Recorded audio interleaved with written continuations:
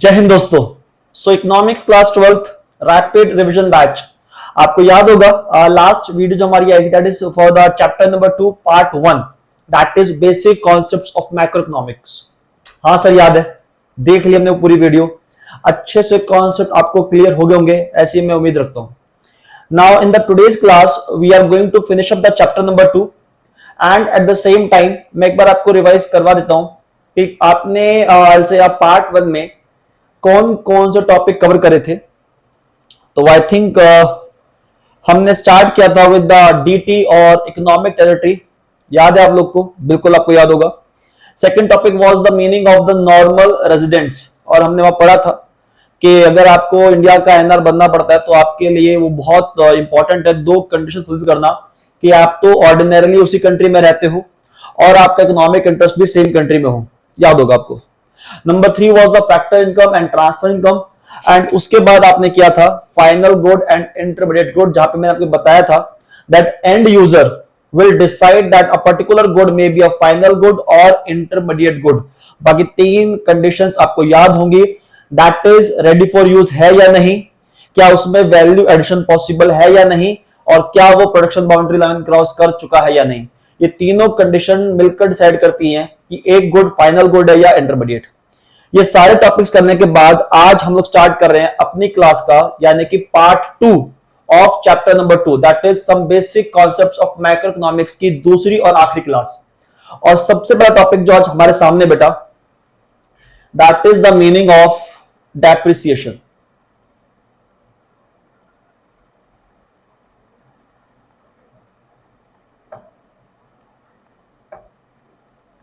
और depreciation term मैं ऐसा प्रेज्यूम कर लेता हूं शायद आपने पहले ना सुनी हो। तो सर डेप्रिसिएशन का मतलब क्या होता है? तो देखिए, जब भी कोई बिजनेस कोई भी फिक्स्ड एसेट्स परचेज करता है, fixed assets mean sir example के लिए प्लांट एंड मशीनरी, मैं यहां पर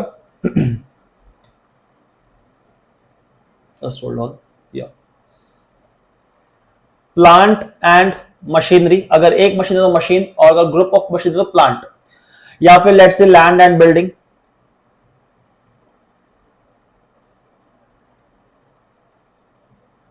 etcetera etcetera.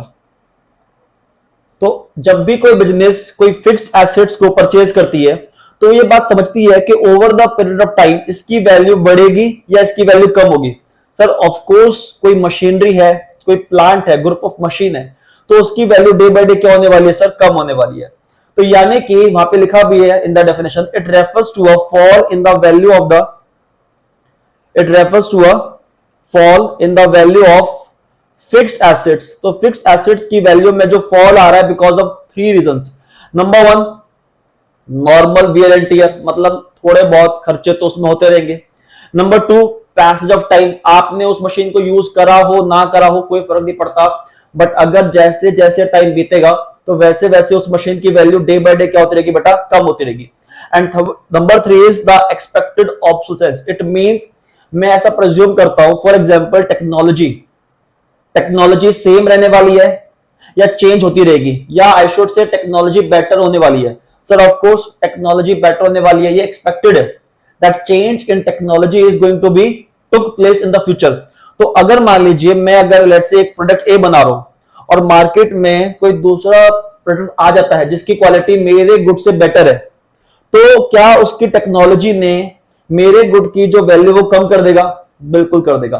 For example iPhone 16 आ गया मार्केट में, ऐसा मान लेते हैं कि मार्केट में क्या आ गया? आईफोन 16। तो आईफोन 16 के आते क्या आईफोन 15 की वैल्यू अपने आप डेप्रिशिएट कर जाएगी?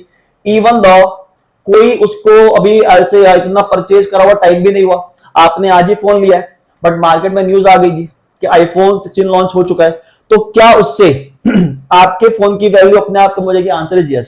So that is the expected obsolescence. तो यानी कि सर डेप्रिसिएशन मींस अगर मेरे फिक्स्ड एसेट्स की वैल्यू डे बाय डे कम होती है because of 3 reasons. Number 1 normal wear and tear, number 2 passage of time, और नंबर 3 इज एक्सपेक्टेड ऑब्सोलेसेंस। अच्छा, एक और टर्म होता है बेटा आपका अनएक्सपेक्टेड ऑब्सोलेसेंस। इसको बोलते हैं ऐसे कुछ चेंज जिनको मैं कभी एक्सपेक्ट नहीं करता हूं। For example natural calamity, earthquake, flood, क्या इनके आने से भी मेरे लॉस हो सकता है मुझे मेरे फिक्स एसेट्स का? यस। लेकिन अगर लॉस आपको हुआ है because of the unexpected obsolescence, तो उसको डेप्रीसिएशन नहीं बोलते हैं। अगर आपके एसेट्स की वैल्यू लूज हुई है because of the unexpected obsolescence, तो उसको बोलते हैं बेटा कैपिटल लॉस। क्या बोलते हैं? Capital loss. आई होप सो क्लियर होगा बात। अब यहां पे मैं एक बात और क्लियर कर दूं बेटा, कि अगर एक पर्सन को ये पता है, लेट्स, मैंने एक बोला बात, एग्जांपल दे रहा हूं कि लेट्स एक मशीन है जिसकी वैल्यू है 10 लाख रुपए। कितनी है बेटा? 10 लाख। और किसी एक्सपर्ट ने बताया कि इसकी जो लाइफ है वो 10 इयर्स है, ये 10 साल तक मशीन प्रॉपरली ऑपरेट करेगी। तो पर ईयर कितने वैल्यू से डेप्रिशिएट हो रही है, आप मुझे बता दो सर। सिंपल है, 10 लाख डिवाइड बाय 10, तो पर ईयर कितने रुपए से हो रही है डेप्रिशिएट? 1 लाख रुपीज से। अब समझदार व्यक्ति क्या करता है कि वो 10 साल का वेट करता है कि जब 10 साल बाद डेप्रिशिएट होगी तब मैं नई मशीन के लिए पैसे अरेंज करूंगा, या वो ईयर बाय ईयर कुछ पैसा डिपॉजिट करता रहता है into a particular fund. Sir of course एक समझदार व्यक्ति उस अमाउंट को या उससे थोड़ा एक्स्ट्रा अमाउंट वो रिजर्व फंड में मेंटेन करता रहेगा, और 10 साल बाद जब नीड पड़ेगी तो उस पैसे का यूज कर लेगा to purchase a new machine. इसी फंड का नाम होता है बेटा डेप्रिसिएशन रिजर्व फंड। क्या बोलते हैं? Depreciation reserve fund. Hold on.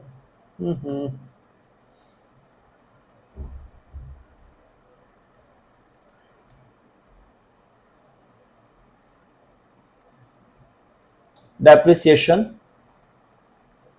Reserve fund, जहां पे ये कोशिश की जा रही है कि जब 10 साल बाद जिस मशीन की वैल्यू 10 इयर्स थी, और सॉरी जिस मशीन का लाइफ 10 इयर्स का था और वैल्यू 10 लाख की थी, तो 10 साल बाद वी विल मेक श्योर कि हमारे पास इतना अमाउंट तो हो कि हम एक नई मशीन को परचेज कर सके। So that is the meaning of depreciation reserve fund. Sir आप ये सब पढ़ा क्यों रहे हो? देखिए मैं सब आपको इसलिए पढ़ा रहा हूं बिकॉज जो आपका चैप्टर 3 और चैप्टर 4 आने वाला है, that is for the numerical purpose, उसमें आपको बहुत काम आने वाला है meaning of depreciation. A lot will going to help you a lot, trust me. So अभी मैंने आपको 2-3 बातें बता दी है, meaning of depreciation, meaning of depreciation reserve fund, और अगर मेरा लॉस हुआ है in my fixed assets because of the unexpected obsolescence, तो उसको डेप्रिसिएशन नहीं कहा जाएगा, क्या कहा जाएगा बेटा? Capital loss. Is it clear? बिल्कुल सर। अब नीचे आपको एक डिफरेंस दे रखा है between the depreciation and the capital loss, एक बार ध्यान दीजिएगा बेटा। सो कह रहे हैं depreciation refers to a fall in the value of the fixed assets due to वही 3 reasons. Number 1 normal wear and tear, number 2 passage of time, and number 3 expected obsolescence. ये आपने यहां पर ऑलरेडी कर भी लिए थे। अच्छा, capital loss means capital loss refers to a loss in the value of fixed assets, किसकी वजह से? Due to the unforeseen obsolescence, जिनके बारे में मुझे कोई आइडिया ही नहीं था। एग्जांपल नेचुरल कैलामिटीज, थेफ्ट, मुझे आइडिया नहीं है कब चोरी हो जाए, और अगर उससे मुझे कैपिटल लॉस हुआ है तो that capital loss will be treated as a capital loss and not as a depreciation. तो ये बात याद रखिएगा बहुत ध्यान से कि अगर एक्सपेक्टेड था मुझे कि जैसे एग्जांपल टेक्नोलॉजी बेटर होगी मुझे पता है, और इसके लिए मेरे को जो लॉस हुआ उस लॉस को कहा जाएगा डेप्रिसिएशन। लेकिन अगर मेरे को लॉस हुआ है ऐसे किसी रीजन से जिसके बारे में मुझे कोई जानकारी नहीं थी पहले से, एग्जांपल के लिए नेचुरल कैलेमिटी, थेफ्ट एटसेट्रा, तो उस लॉस को ट्रीट करा जाएगा एज अ कैपिटल लॉस। और बड़ी सिंपल सी बात है, अगर आपको लॉस हो रहा है इन टर्म्स ऑफ अनएक्सपेक्टेड, तो उसके लिए आप कोई प्रोविजन पहले से नहीं बना सकते हो। यस और नो? बिल्कुल। और इससे आपका प्रोडक्शन प्रोसेस भी कहीं ना कहीं अफेक्ट होता है। लेकिन क्योंकि डेप्रिसिएशन मुझे पता है कि होना ही होना है, तो मैं इसके लिए पहले से क्या मेंटेन करता हूं? Provisions known as depreciation reserve fund, जो मैंने आपको भी क्लास की आज बिगिनिंग में ही बता देता, that machine having a life of 10 years, right, और वैल्यू था वो 10 लाख रुपए, याद होगा। याद होगा 10 lakh divide by 10 years,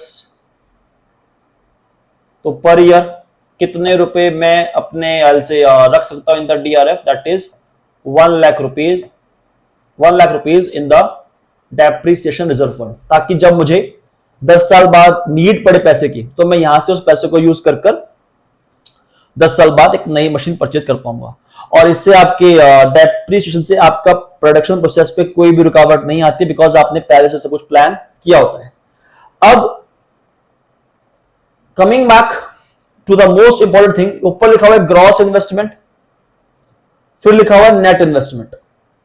sir ये ग्रॉस इन्वेस्टमेंट, नेट इन्वेस्टमेंट और डेप्रीसिएशन का क्या कुछ कनेक्शन है? बिल्कुल है कनेक्शन। देखिए आप कैपिटल लेकर आते हो, इन्वेस्टमेंट का मतलब ही क्या होता है? अ प्रोसेस ऑफ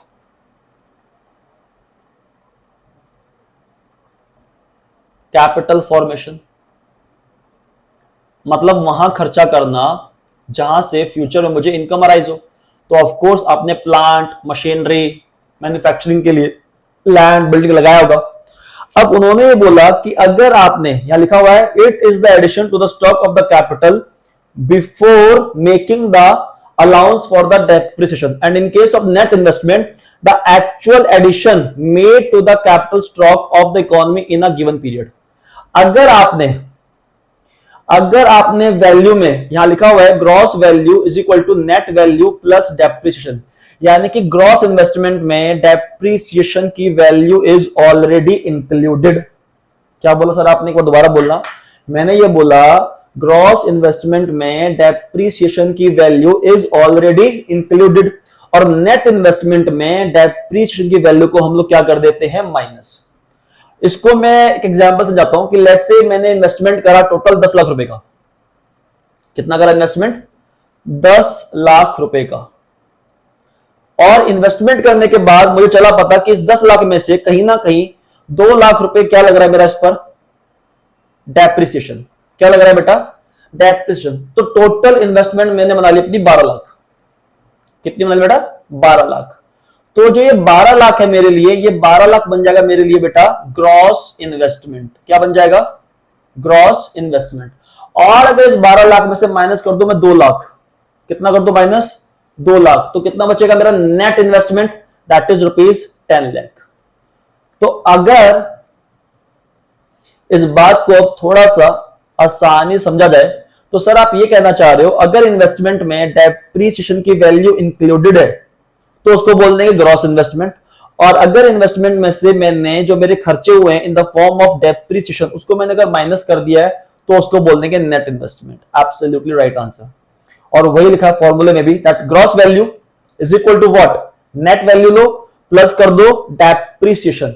और वहीं अगर आपको कैलकुलेट करना है नेट वैल्यू तो क्या करेंगे? Gross value minus depreciation. बाकी आप टेंशन ना लो, आज की क्लास के एंड में मैं जितने भी न्यूमेरिकल्स के फॉर्मूले होंगे सारे रिवाइज कराऊंगा एक सिंगल पेज पे, तो आपको सारा वो रिवाइज तब हो जाएगा। But as of now gross investment, net investment and the meaning of depreciation is over. I hope तो क्लियर होगा। Moving to the next point, that is the meaning of net indirect tax. Sir ये taxes क्या होते हैं, फिर उसमें sir in direct tax क्या होता है? तो देखो एक बार ध्यान सुनो, टैक्सेस आपके दो टाइप्स के होते हैं। एक होता है आपका डायरेक्ट टैक्स और एक आपका होता है बेटा इनडायरेक्ट टैक्स।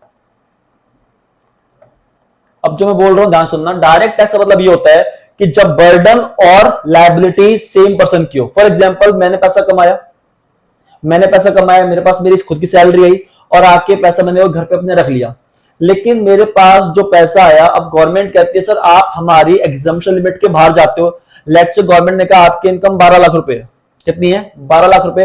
तो सर आपको टैक्स पे करना पड़ेगा। तो पैसा किसकी जेब से जा रहा है? मेरी जेब से जा रहा है। भाई टैक्स पे करने के लिए भी ऑफकोर्स मैं जाऊंगा, और पैसा भी किसकी जेब से जाएगा? मेरी जेब से। तो डायरेक्ट टैक्स में ये कहते हैं, डायरेक्ट टैक्स में कहा जाता है burden and liability is on same person. तो मैं ही पैसा कमाऊंगा, मेरा खुद का पैसा है, और पे करने की जिम्मेदारी भी मेरी है। एग्जाम्पल के लिए इनकम टैक्स एक्ट 1961। आपके लिए वैसे रिलेवेंट नहीं है, हमें तो सिर्फ ध्यान कहां लगाना है, इन डायरेक्ट टैक्स पे। अब इन डायरेक्ट एग्जांपल पर ध्यान से कि लेट्स से पर्सन हल्दीराम्स में खाना खाने गया, हाँ जी। अब हल्दीराम्स में खाना खाया उसने लेट्स से 1000 रुपए का, जिसमें था inclusive of GST also, inclusive of all taxes. और जब बाद में उसने स्प्लिट करा तो समझ में ही आया कि इस 1000 में 800 रुपए तो बिल था और 200 रुपए वॉज द जीएसटी। अब मेरा सवाल आपसे ये है कि 200 रुपए पे कौन करेगा? Sir of course mister x. Mister x पे करने वाले 200 रुपए, लेकिन ये 200 रुपए डिपार्टमेंट को देने की जिम्मेदारी किसकी? मिस्टर एक्स की या फिर हल्दीराम की? बताइए। सर ऑफ कोर्स पैसा देने की जिम्मेदारी डिपार्टमेंट को किसकी है? हल्दीराम्स की। तो यहां पर आप देखिए पैसा किसकी जेब से जा रहा है? जो बर्डन है वो किसकी पॉकेट पर है? Just hold on.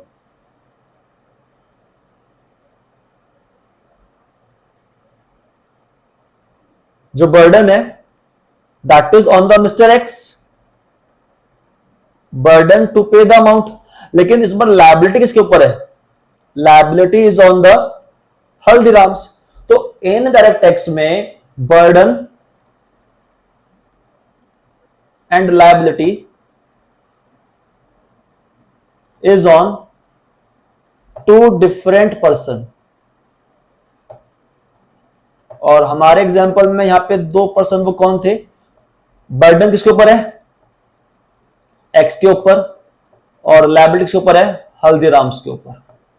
बोलो यार, क्या meaning of direct tax, in direct tax आपको क्लियर है?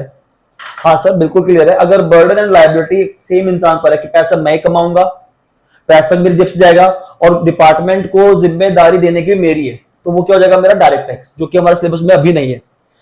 इनडायरेक्ट टैक्स में ये होता है कि पैसा मैं दूंगा, ऑफ कोर्स कंज्यूमर ही मरता है, टैक्स पे करने वाला तो जा ही नहीं रहा, कंज्यूमर पे कर रहा है, तो टैक्स मैं पे करूंगा, लेकिन मैं जिसको पेमेंट करूंगा अब वो आगे देखेगा कि डिपार्टमेंट को पे करना है या नहीं करना है। अगर उसने पे नहीं करा तो जो उसके लीगल कॉन्सिक्वेंसेस होंगे वो पर्सन सहेगा, मैं नहीं सहूंगा। That is the meaning of indirect tax. I hope so clear होगा बेटा। और इसको क्लियर करने के बाद आते हैं हमारे जो सेकंड बड़ा इंपॉर्टेंट है, इनडायरेक्ट टैक्स तो ओवर, अब है सब्सिडीज। तो सब्सिडीज कहते हैं फाइनेंशियल हेल्प। क्या बेटा? फाइनेंशियल असिस्टेंस मतलब हेल्प। और हेल्प कौन कर रहा है? गवर्नमेंट कर रही है। किसको दी सब्सिडी? टू द प्रोड्यूसर्स, ताकि क्या हो सके? To fulfil its social welfare objective, ताकि समाज का भला कर सके। जैसे कि एग्जांपल लिखा हुआ है इन इंडिया एलपीजी सिलेंडर, आपको घर में याद होगा जो सिलेंडर आते हैं वो किस पर होते हैं? At subsidised rate up to a particular limit, but वो सब्सिडाइज्ड रेट पर आते हैं। अब इसका एग्जांपल पर ध्यान सुनना, कुछ बच्चे अभी बड़े कंफ्यूज रहते हैं। सब्सिडी में देखिए गवर्नमेंट ऑफ इंडिया एक है, ये let's say LPG cylinder distributor है, और ये कंज्यूमर है, ठीक है। अब एलपीजी सिलेंडर वाला बोलता है सर मेरा जो प्राइस आ रहा है सिलेंडर का, लेट्स से वो आ रहा है ₹1000। कितना आ रहा है? 1000। हमने कहा ठीक है। गवर्नमेंट ने बोला भाई आप कंज्यूमर से सिर्फ चार्ज करना 900 रुपए। कितने चार्ज करना? 900 रुपए। तो उसने बोला सर कैसी बातें कर रहे हो, मेरे को तो लॉस हो जाएगा। कह रहे अरे रुकना, तेरे को लॉस होने नहीं देंगे, तेरे को कितने रुपए शॉर्ट पड़ रहे हैं? बोले 100 रुपए। कह रहे वो 100 रुपए तू हमसे ले ले as a subsidy, as a subsidy.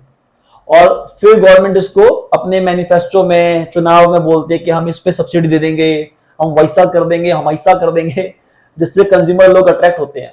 तो एलपीजी सिलेंडर वाले को मिल रही है सब्सिडी। हाँ आप पैसा पे कम कर रहे हो, लेकिन आपको सिलेंडर वाले नहीं कर रहे हैं, क्या नाम है, एल से सब्सिडी वो प्रोवाइड नहीं कर रहे। सब्सिडी का पैसा कौन दे रहा है? Government of India to the distributor. That is why इसको कहा जाता है subsidy is a transfer payment. आपको याद होगा ट्रांसफर इनकम। इसके लिए कोई एलपीजी सिलेंडर वाला कुछ ऐसा सच काम तो नहीं कर रहा है, और आप भी कुछ काम नहीं कर रहे हो, फिर भी गवर्नमेंट आपको बेनिफिट दे रही है, बिकॉज गवर्नमेंट को लगता है कि सोशल वेलफेयर के लिए, समाज की भलाई के लिए ऐसे काम करने जरूरी है और करने भी चाहिए। आई होप सो क्लियर होगा। वेरी गुड, हे क्लियर है। और ए इन डायरेक्ट टैक्स में लिखा हुआ है, अब पढ़ने की नीड तो नहीं वैसे, पर सुन लो एक बार। An indirect tax refer to those tax which are imposed, impose मतलब थोप दिया, मानो या ना मानो, मानो या ना मानो, पे तो करना पड़ेगा, वसूली है भाई, पे तो करना पड़ेगा, तो पे करना पड़ेगा। इम्पोस्ट थोप दिया आपके ऊपर, किसने इम्पोज करा? गवर्नमेंट ने। और किसके ऊपर होता है? On the production and the sale of the goods and services. और उसमें हमारा बेस्ट एग्जांपल है जीएसटी एक्ट 2017। कब आया था? 1 जुलाई 2017, एक्सेप्ट जम्मू एंड कश्मीर। लेकिन एक हफ्ते बाद, जस्ट आफ्टर अ 1 वीक, 8 जुलाई को वहां पर भी एप्लीकेबल हो गया था, after a meeting of I think Mehbooba Mufti ji with PM Narendra Modi ji. और वो मीटिंग हुई, पता नहीं मीटिंग में ऐसी क्या बातें होती हैं, कुछ ही देर में महबूबा जी मान गए कि नहीं सर, जैसा आप बोलो वैसा। तो मोदी जी का चार में लगता है, जो भी है, बट 1 जुलाई को तो वो आया था all over India accept Jammu and Kashmir. But फिर 8 जुलाई को हो गया था इंक्लूडिंग जम्मू एंड कश्मीर। बाकी फिर यू नो दैट August 5 2019 वो फिर आर्टिकल 370A ही रिमूव कर दिया। तो फिर तो अब जो भी एक्ट आता है वो पूरे इंडिया पर एप्लीकेबल है। अब उसमें आपको लिखने की नीड नहीं है इंक्लूडिंग और एक्सक्लूडिंग जी एंड के। खैर ये सब बातें छोड़ो यार, अभी हम लोग रहते हैं अपने टॉपिक पर, that is in direct tax and subsidy. अब आपने इन डायरेक्ट टैक्स भी समझ लिया, सब्सिडी भी समझ लिया। अब जैसे ही आपने क्या करा, indirect tax minus subsidies, तो आपको क्या आ जाएगा answer? Net indirect tax. क्या आ जाएगा जी? Net indirect tax. और इस नेट इन डायरेक्ट टैक्स को यूज किया जाएगा बिटवीन टू थिंग्स, पहला मार्केट प्राइस और दूसरा फैक्टर कॉस्ट।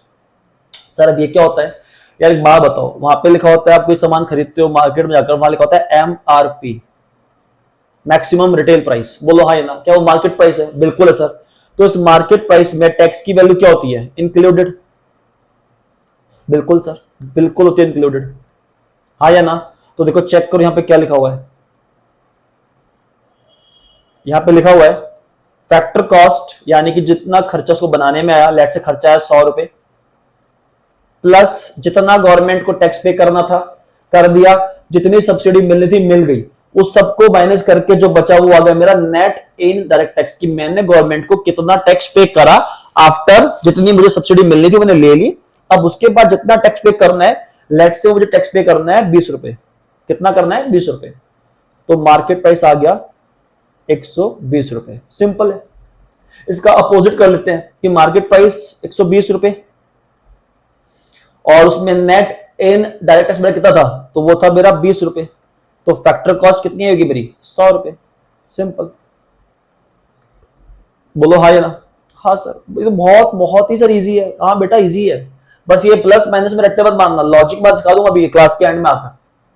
अभी फोकस मेरा ये है समझाने का meaning of in direct tax, subsidy, net indirect tax. बाकी फॉर्मूले में बिगर वैल्यू स्मॉलर वैल्यू गेम है, जो मैं भी आपको अगले 10 से 15 मिनट में खत्म करवा के बहुत अच्छे से समझा दूंगा। So don't worry about that. Is it clear? Very good, very good. बाकी याद रखना, market price to factor cost जाएंगे तो minus net indirect tax, और अगर जाएंगे factor cost to market price तो क्या करेंगे? Plus net indirect tax. एलो जी, ए भी खत्म। Moving to the next topic, that is the net factor income from abroad. क्या बोला मैंने? Net factor income from abroad. तो पहली बात, अब ट्रांसफर इनकम की बात नहीं हो रही है, बात सिर्फ किसकी हो रही है बेटा? फैक्टर इनकम की। तो आपको याद भी होगा हमने वो किया था डिटेल में लास्ट क्लास में, कि फैक्टर इनकम वो इनकम होती है जो आपकी राइज होती है out of the factors of production. याद है आप लोग को? बिल्कुल याद है sir. And the example were capital, enterprise, land and labour. और उस पर आपको इनकम क्या हो रही थी? इंटरेस्ट। कैपिटल पे क्या मिलता है? इंटरेस्ट। एंटरप्राइज क्या कमाती है? प्रॉफिट। और लैंड पे क्या मिल रहा था आपको? रेंट। एंड लेबर क्या ले रही थी? वेजेस और सैलरी। लेकिन अब खास बात यह है कि NFIA, अभी ये एन को हटाओ, एन को भी देखते हैं बाद में। यहां लिखा फैक्टर इनकम फ्रॉम अब्रॉड, लेकिन यहां लिखा नेट, तो ये नेट का मतलब क्या है और ये फ्रॉम अब्रॉड, अब्रॉड मतलब अब्रॉड मींस सर ये तो इंडिया से बाहर की बात हो रही है। नहीं, बड़े ध्यान सुनो। NFIA कैलकुलेट करने के लिए पहले आपको दो चीजें कैलकुलेट करनी पड़ती हैं, समझनी पड़ती है। पहला है फैक्टर इनकम फ्रॉम अब्रॉड और दूसरा है factor income paid to abroad. मैंने क्या बोला? फैक्टर इनकम फ्रॉम अब्रॉड और दूसरा बोला मैंने factor income paid to abroad. अब फीफा का एग्जांपल मैं आपको देता हूं, बड़े ध्यान से देखना आप। एलओजी, अब इसको अगर जरा समझे बड़े ध्यान से। हाँ बच्चे एकदम से कह रहे सर ये तो दिलजीत पाजी है। हाँ, अब दिलजीत पाजी बॉर्न टू शाइन, जट पैदा होया बस छोड़ो वास्ते, तो वर्ल्ड टूर कर रहे हैं और लेट्स इनका शो है यूएसए में। कहां शो है? यूएसए में। अब ये इंडिया के एनआर है या नहीं है? सर बिल्कुल है, इंडिया के ही नॉर्मल रेजिडेंट है। परफॉर्मेंस कहां कर रहे हैं? Performance in USA. अब क्या यूएसए वाले इनको पैसे देंगे? बिल्कुल पेमेंट करेंगे। तो जो यूएसए वाले इनको पैसे दे रहे हैं, इनको जो पेमेंट कर रहे हैं, that payment is known age factor income from abroad. प्यार से बोलते हैं फीफा, लिखा भी नीचे यहां पर वैसे। यानी कि आप सर ये कहना चाह रहे हो कि अगर इंडिया को कोई एनआर इंडिया से बाहर जाकर कोई इकोनॉमिक एक्टिविटी करता है और वहां से पैसा लेकर आता है तो हम उसको बोल देते हैं, एग्जाम्पल है ये किसका? फीफा का। बिल्कुल सही बोला आपने। बाकी उसके कंपोनेंट और भी हैं, आपको मैं करवाऊंगा अभी। ये component number 1, component number 2, component number 3, ये सब हैं। दिलजीत पाजी का बस वो एक एग्जाम्पल है। किसका बेटा? फीफा का। और यहां लिखा भी ध्यान से देखो, income earned by the normal residents of a country. तो क्या दिलजीत पाजी जो हमारे वहां पर जो मैंने आपको एग्जांपल दिया था बॉर्न टू शाइन वाला, हाँ जी हाँ जी, तो जो दिलजीत पाजी हैं इंडिया के, बिल्कुल है। पैसा कहां से आ रहा है? From rest of the world. तो कहीं से पैसा है, कोई दिक्कत नहीं, वो फैक्टर इनकम फ्रॉम अब्रॉड है, वो हमने रिसीव करी है। अच्छा, जैसे दिलजीत पाजी आके परफॉर्मेंस यहाँ पर अभी क्या नाम है बाहर जाके कर रहे हैं, क्या वैसे कोई बाहर का भी इंडिया में आके परफॉर्मेंस कर सकता है? बिल्कुल कर सकता है जी। तो ये लो जी। बच्चे क्या सर ये कौन है? तो 90s के बच्चे शायद जानते होंगे अच्छे से। अब 90 का बच्चा पे तो कोई होगा नहीं, मैं खुद ही 90s का हूं, कैसी बातें कर रहा हूं। बाकी खैर जेंजी भी जानती होगी, Justin Bieber, you know that. और जस्टिन बीबर भाई साहब वेरी फेमस सिंगर, और लेट्स से ये फॉरेन से इंडिया में आते हैं और इंडिया में आके परफॉर्मेंस कर लेते हैं और हम इनको पेमेंट करते हैं। तो लेट्स से इंडिया अभी पे कर रहा है से जस्टिन को पेमेंट की जा रही है इंडिया में आके परफॉर्मेंस देने की। तो अब पैसा आ रहा है या पैसा जा रहा है? एक्चुअली हम पैसा दे रहे हैं, we are making the payment to the Justin Bieber. बोलो हाँ या ना? तो यहां पर पैसा जा रहा है तो उसका नाम हो गया फैक्टर इनकम। अच्छा, इसने भी आगे काम करा है, फ्री में पैसा लेके जा रहा है। Factor income paid to abroad. बोलो यस और नो? बिल्कुल सर। सो यानी कि सर आप ये कहना चाह रहे हो, अब यहां क्या लिखा हुआ? Factor income paid to abroad, income paid to the normal residents, that is Justin Bieber. लेकिन किसका रेजिडेंट? Of other countries. और क्यों पैसा दे रहे हैं हम उसको? For their factor services. और सर्विस कहां दिए? With in the economic territory of India. तो इंडिया में आके आपने कुछ इकोनॉमिक एक्टिविटी करी है तो हम आपको पैसा देंगे, और अगर हमने आपकी कंट्री में कोई एक्टिविटी करी है तो हम पैसा वहां से लेकर आएंगे। बोलो हाँ या ना? बिल्कुल सही है। अब जो फीफा है that is factor income from abroad, FIFA that is factor income from abroad, उसमें से हम माइनस कर देंगे फैक्टर इनकम टू अब्रॉड या factor income paid to abroad, प्यार से बोलते हैं फीटा। फिर बोल रहा हूं FIFA that is factor income from abroad, FITA factor income paid to abroad. जैसे ही मैंने करा फीफा माइनस फीटा, जितना पेमेंट मुझे मिलना था मैंने ले लिया। लेट से मुझे मिला 1000 करोड़ रुपए, कितना मिला 1000 करोड़, और हमने पे करा है 700 करोड़। कितना पे करा है 700 करोड़, तो 1000 माइनस 700, तो नेट कितना बच गया, that is rupees 300 crore rupees is the NFIA। सब तो इजी है, बिल्कुल ऐसे ही है। तो ये था मीनिंग ऑफ NFIA। और अगर अब यहां पर एक मिनट को पाजी,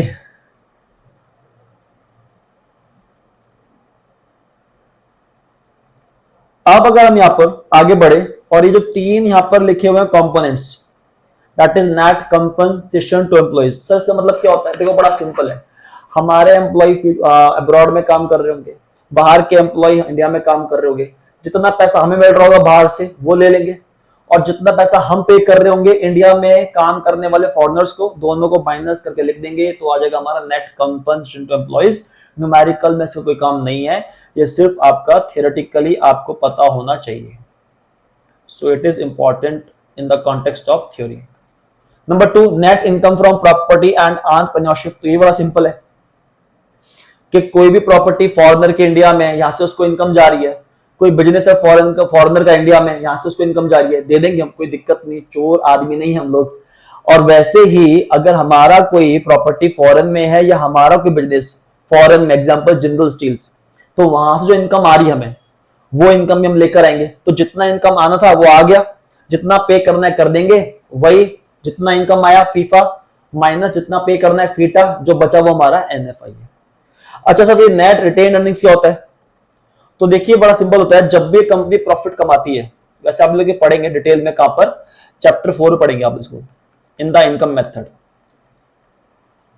इन द इनकम मेथड, पर सुन लो आपको बात नहीं।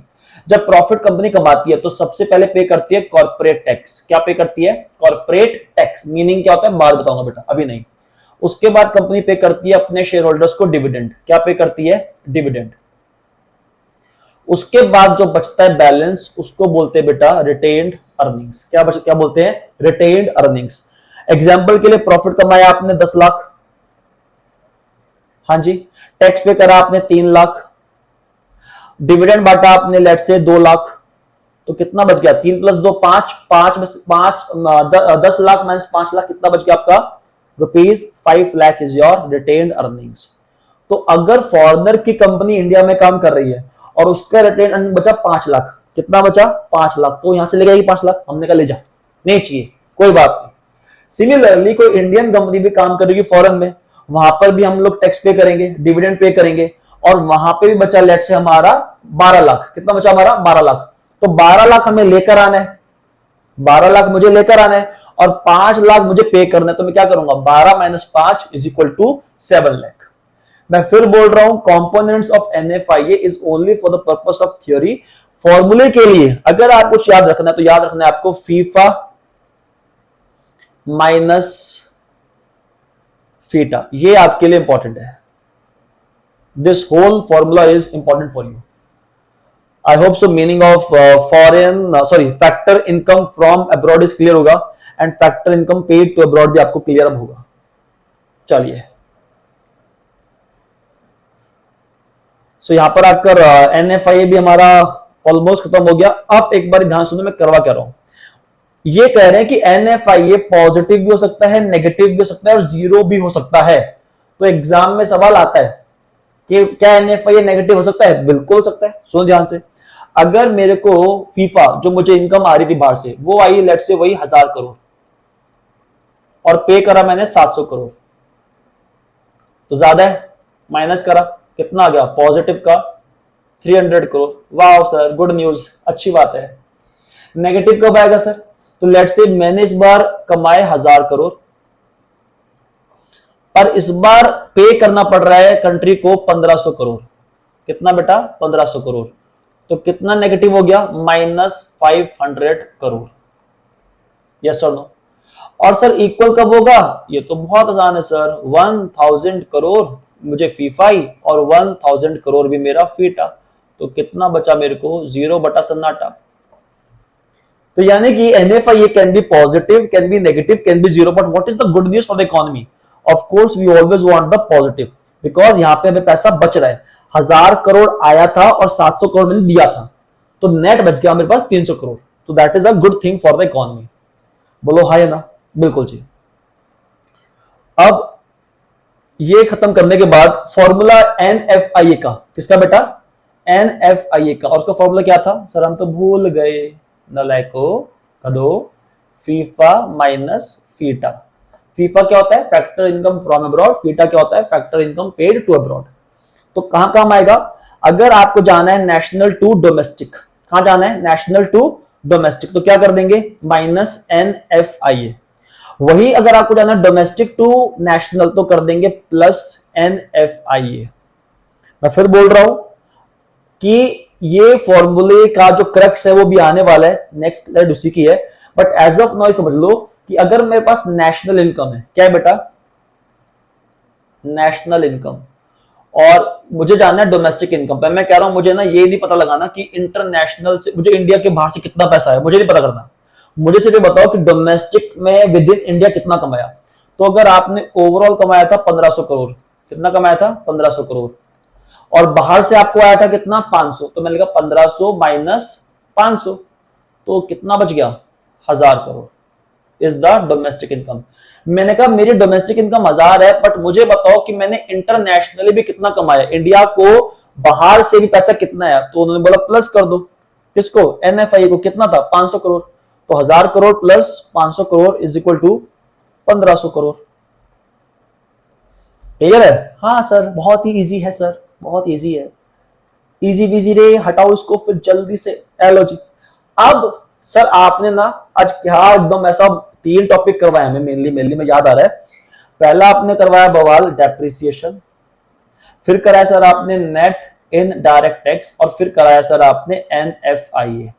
डेप्रिसिएशन जनरली आपको सर क्वेश्चन में दे रखा होता है। और हाँ, एक बार मैं भूल गया था, डेप्रिसिएशन को कई बार 2 नाम से भी कहा जाता है। एक उसका नाम होता है consumption of fix capital, numericals में कंफ्यूज मत होना, और दूसरा नाम उसका होता है कई बार रिप्लेसमेंट ऑफ फिक्स कैपिटल। क्या बेटा? Replacement of fixed capital. तो सर आपने पहले कराया डेप्रिसिएशन, फिर आपने कराया sir net indirect tax. Sir depreciation calculate नहीं करना पड़ता जनरली, नहीं, बहुत रेयर है कि आपको कैलकुलेट करना पड़े, but net indirect tax तो आपको कैलकुलेट करना पड़ेगा by the formula of in direct tax minus subsidy. ठीक है सर, ये तो याद है। और NFIA भी आपको कैलकुलेट करना पड़ेगा by FIFA minus FITA, that is factor income from abroad minus factor income paid to abroad. Clear है? बिल्कुल क्लियर है सर। तो बस अब ये क्रक्स है हमारा ऑल 3 मेजर टॉपिक्स का। बड़े ध्यान सुनना, 5 मिनट के अंदर आपको बिल्कुल चीज समझ में आपको आ जाएंगी numerically, for the purpose of the numerical. तो यहां मैंने लिखा ग्रॉस वैल्यू, तो जो ग्रॉस वैल्यू है उसको हम नाम देंगे बिगर वैल्यू। क्या नाम देंगे बेटा? बिगर वैल्यू। और जो आपकी नेट वैल्यू है, जो आपकी, अगर मैं यहां से बोलूं ग्रॉस वैल्यू है, बोलो हाय ना, और नेट वैल्यू हमारी क्या बेटा? Smaller value.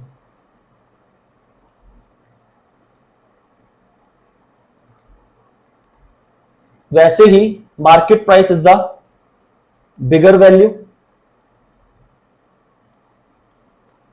और factor cost is the smaller value. बोल दो यार। बिल्कुल सर, वो उसके अंदर टैक्स इंक्लूड होता है तो उसको बोलते हैं बिगर वैल्यू, और उसके अंदर टैक्स इंक्लूड नहीं होता तो उसको बोलते हैं स्मॉलर वैल्यू। ठीक है सर। नेशनल भी बिगर वैल्यू, अब मैं शॉर्टकट लिख रहा हूं BV, B एंड V, गलत नहीं ना लाइको। Domestic is smaller value, yes और नो? ठीक है सर। अब मैं आपसे पूछता हूं बिगर वैल्यू से अगर स्मॉलर वैल्यू जाओगे, अगर मैंने आपको एग्जांपल, बस एक एग्जांपल दे रहा हूं, अगर आप 1000 से 700 जाओगे तो क्या करना पड़ेगा? सर क्या बातें कर रहे हो, 1000 से 700 जाएंगे तो माइनस करना पड़ेगा ना 300, तभी तो आएगा। मैंने बोला 1000 है बिगर वैल्यू और ये है स्मॉलर वैल्यू। तो बीच में क्या करोगे हमने सर माइनस, अब चेक कर लो, आ जाओ। Gross value, net value plus depreciation, बड़े ध्यान से को, नेट वैल्यू प्लस डेप्रिसिएशन, तो क्या आ जाएगा मेरा ग्रॉस वैल्यू। क्या आ जाएगा बेटा ग्रॉस। वहीं अगर ग्रॉस वैल्यू माइनस डेप्रिसिएशन करा, क्या करा मैंने, ग्रॉस वैल्यू माइनस डेप्रिसिएशन, तो क्या आ जाएगा मेरा नेट वैल्यू, एलओजी। यहां चेक करो, market price minus net indirect tax, क्या आ गया मेरा फैक्टर कॉस्ट। बिगर वैल्यू माइनस एनआईटी, क्या आ गया आपका में स्मॉलर वैल्यू। इधर आ जाओ, smaller value plus net indirect tax, क्या आ गया हमारे हाथ में मार्केट प्राइस। यहां चेक करो, नेशनल बिगर वैल्यू माइनस करा एनएफआईए, स्मॉलर वैल्यू क्या हमारी डोमेस्टिक इनकम। इधर हमारा डोमेस्टिक प्लस एनएफआईए, क्या आ गया आपका नेशनल। सर एक काम करो, एक बार ना आप हमें एक लास्ट टाइम आप रिवाइज करा दो, एक बार आप लिख के बता दो, हम समझ जाएंगे। आओ जी फिर, ग्रॉस नेट, हाँ या ना, ग्रॉस से नेट गए minus depreciation, net to gross गए प्लस डेप्रिसिएशन, बात खत्म। सर बात बताएं, अब ना समझ में आ गया ना, तो मैं जैसे समझ में आया तुम वैसे रखो, कोई दिक्कत नहीं। आओ दोबारा, ये केस 1 हो गया हमारा। अब आते हैं केस 2 पर। तो मार्केट प्राइस और यहां फैक्टर कॉस्ट माइनस करा, क्या बेटा नेट इन डायरेक्ट टैक्स, तो क्या आ गया फैक्टर कॉस्ट। वही अगर मैंने factor cost plus net indirect tax करा, तो क्या आ गया market price. Simple. Sorry, third that is national and domestic. So bigger value to smaller value, so national to domestic, तो minus NFIA, domestic to national तो plus NFIA।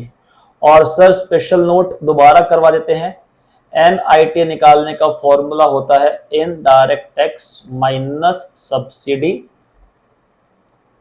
And NFIA calculate करने का formula होता है factor income from abroad minus factor income paid to abroad. ये हो गया आपका तीनों वो टॉपिक्स जो आपको न्यूमेरिकल में काम आने वाले हैं, और वो चैप्टर 3 में समझा दूंगा। अब जो नेक्स्ट वीडियो आएगी चैप्टर 3 की आएगी, पूरा एक ही पार्ट रहेगा उसका, मैं एक ही पार्ट में सारी बातें खत्म कर दूंगा। और ये सारे जो क्रक्स हैं, ये मेरे जो 3 मेजर टॉपिक्स थे, दैट इज डेप्रिसिएशन, दूसरा is net indirect tax, और तीसरा NFI। ये तीनों बहुत अच्छे से बेटा रिवाइज कर लेना, चाहे वीडियो को आप 2-3 बार देख लो, by the doing the speed of 1.5 और 2x, जितना आपको रहे कंफर्टेबल, राइट। तो उस पे जाकर आप इसको देख लीजिए, खत्म कर लीजिए। एंड फिर मैं कोशिश करूंगा कि जस्ट होल्ड ऑन, जैसे ही आपका ये खत्म होता है,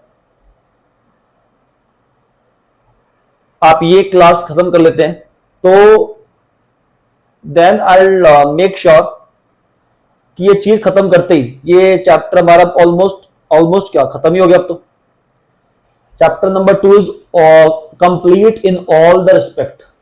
और अगर आपको उसमें देखना हो तो आई से वो DT, that is the meaning of economic territory, normal resident, factor income, transfer income, final goods, intermediate goods, gross investment, net investment and depreciation, net indirect tax minus subsidies, net factor income from abroad, FIFA minus FITA, और for example थे then NFA can be positive, negative और zero. और उसके बाद crux में मैंने ये बताया आपको कि भैया अगर आपको करना है ग्रॉस टू नेट तो minus depreciation, net to gross plus depreciation, market price to factor cost minus NIT, factor cost to market price plus NIT, national to domestic तो minus NFIA and domestic to national is plus NFIA।